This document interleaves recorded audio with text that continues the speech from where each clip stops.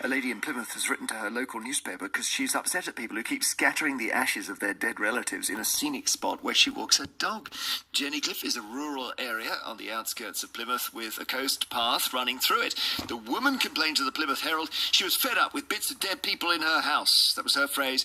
And she sent in photos of what looks like piles of human ash in the grass next to a bench. She said she'd complained to the council last year after what she described as a spate of scatterings in the same area. Apparently the ashes get on her shoes and she walks them into her home. The local council is now reminding people not to scatter human ashes in public parks. It's common for people to want to give their loved ones a meaningful send-off, but does it mean that certain places like mountaintops or beautiful riverbanks can end up becoming locations where rather too many people end up effectively fly-tipping human remains? If that's something that's happened near you, 08000 288 291. We speak first to Millicent Cook, reporter with the Plymouth Herald, and it's a letter you're publishing, is that right? Yeah, so she sent an email into our news desk where she signed herself off as a concerned dog walker, and she was, she was talking about how unpleasant it was for her. She said this is a lovely space for people, children and dogs to enjoy, and not a cemetery or a garden of remembrance. She added that there was a dog which she saw unwittingly run through them. She said it wasn't actually her dog, but she said she would be mortified, if that had happened and someone's ashes had been inadvertently transferred into her car through the dog's paws. So she sees a pile of ashes and just assumes they're human ashes? Well, I thought the same, but from the comments that we've had on the story, both online and on Facebook, quite a lot of people actually saying that, one person even has said, you can't stop us.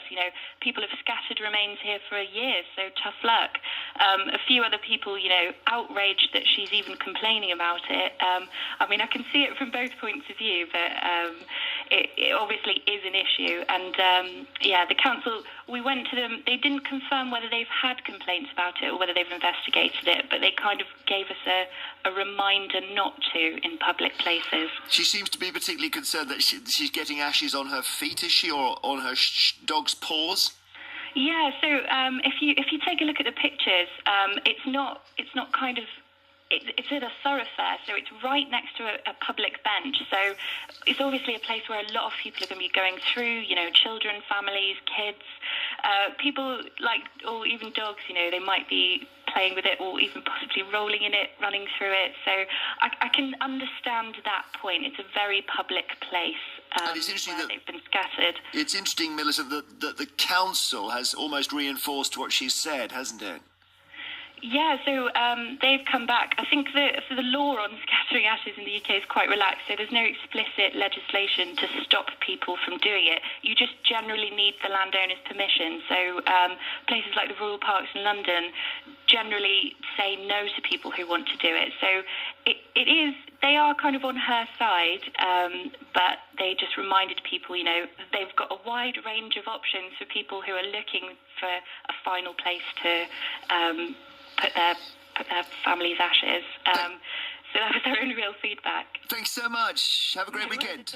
Thank you. Bye. Millicent Cook of the Plymouth Herald, who are the first with the story. And yes, that idea that there aren't many rules and basically there are lots of creative things you can do with ashes. Let's just talk about that quickly with Richard Martin, who runs a company called Scattering Ashes. Good afternoon. Hello, Jeremy. And you're based in Devon, and you essentially find new ways of distributing cremated people. Yes, it's about giving people plenty of choice.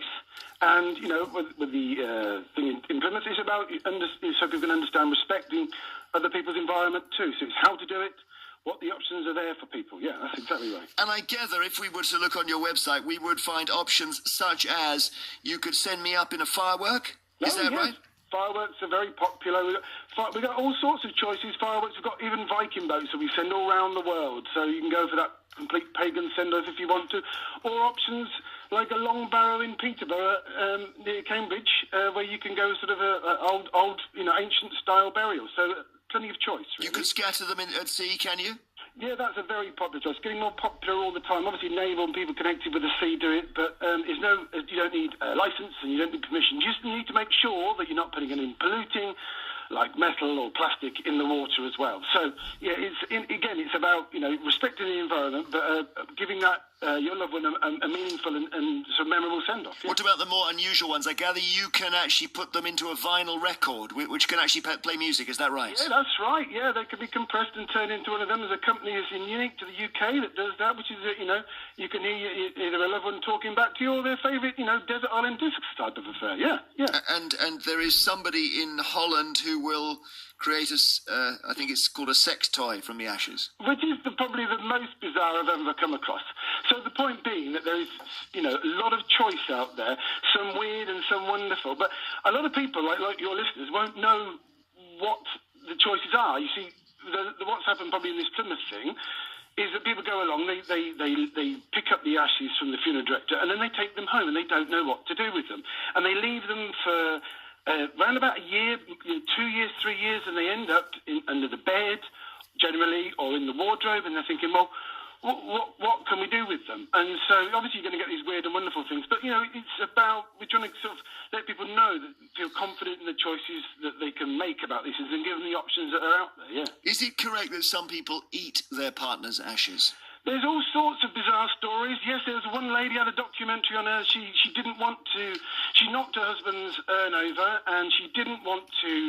You thought it was undignified to sweep them away, so she licked her finger and dabbed it, and then she became sort of like obsessed with dabbing her finger into her husband's ashes and eating it. So yes, there's some very strange things in the world of ashes. Actually, very strange. You've got a lot of things like what hits the news, like people, burglars accidentally stealing them, and them ending up in charity shops. Yeah, there was all sorts of things, yeah. Thank you very much indeed. Richard Martin runs Scattering Ashes in Devon, specialises in finding an inventive way of getting the ashes distributed. But maybe you think sometimes people are putting them in places they should not be.